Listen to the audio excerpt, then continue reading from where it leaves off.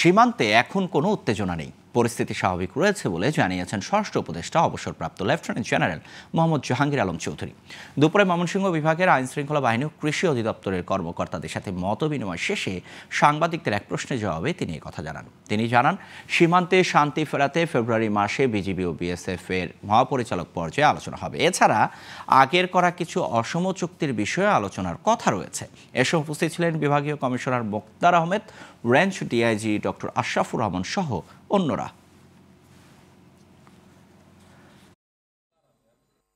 কোনো উত্তেজনা নাই, এখন পরিস্থিতি মোটামুটি স্বাভাবিক অবস্থায় আছে। এখন তারাও আর কাঁটাতারে বেড়া নির্মাণ করতেছে না, এখন একটা অবস্থায় আছে, স্থিতি অবস্থায় আছে।